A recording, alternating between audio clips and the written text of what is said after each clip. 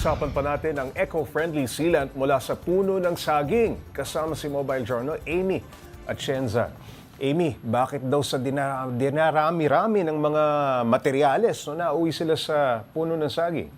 Actually, Pops J, madami talaga silang sinubukang parang Material. agricultural wastes Oo. kasi yun daw talaga yung laganap sa lugar nila dun sa may area ng University of Mindanao. So nagtry sila ng mga coconut, kahit yung mga durian, pati yung mga avocado trees talagang inaano nila, sinubukan talaga nila.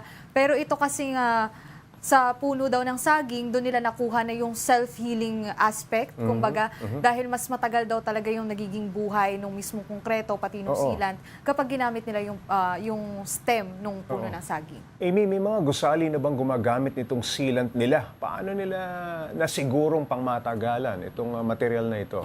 Actually, Pops J, andito naman, wala pa daw talagang gusali yung gumagamit. Pero sinusubukan naman daw yon sa university nila. At yun nga daw, nakakatulong daw talaga siya para magtagal. Kasi 2019 pa lang, sinimulan na nilang i-formulate tong concept ng IAMA build na actually Pops J, itong IAMA build galing daw sa word na healing. Kaya yun yung tinawag nila. So talagang matagal yung naging lifespan niya. So umaabot pa rin hanggang ngayon, buhay pa rin siya hanggang ngayon. So 4 years na, 5 years, ganun. So talagang sigurado sila na maayos yung produkto. Amy, paano ba ang sistema bago magamit yung crack sealant nila?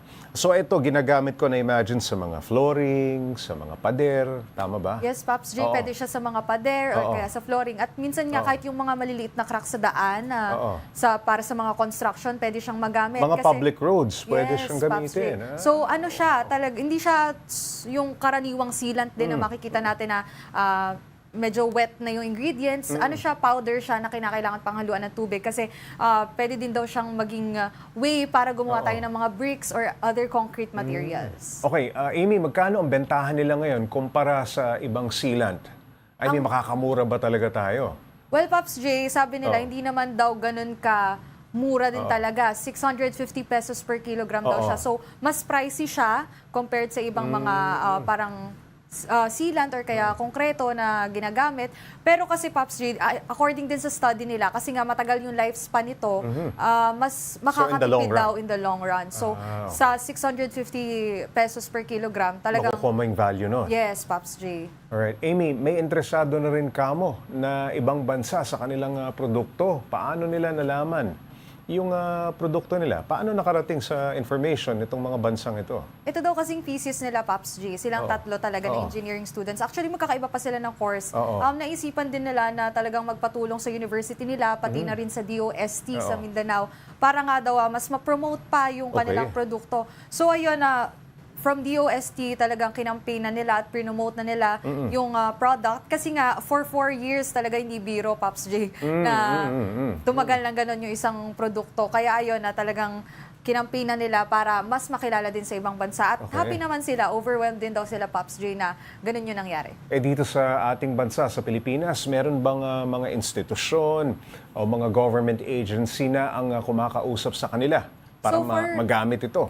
Yeah, so for Pops J, bukod sa DOST nga, nakikipag-usap na daw ngayon sila sa DPWH, which is very helpful kasi madami. For road construction. Yes, kasi napakadami na rin talagang road construction sa nangyayari dito sa bansa at hindi nga natin maitatanggi na parang almost every year talaga may road construction. So pag ginamit daw nila itong sealant at pag nakampaign daw talaga nila at nakapag-partner sila sa DPWH, at talagang makakatulong na hindi na every year talagang may binabakbak na daan at mas magagamit nila ito in the long run. Alright. Maraming salamat, Mobile Journal Amy Atienza.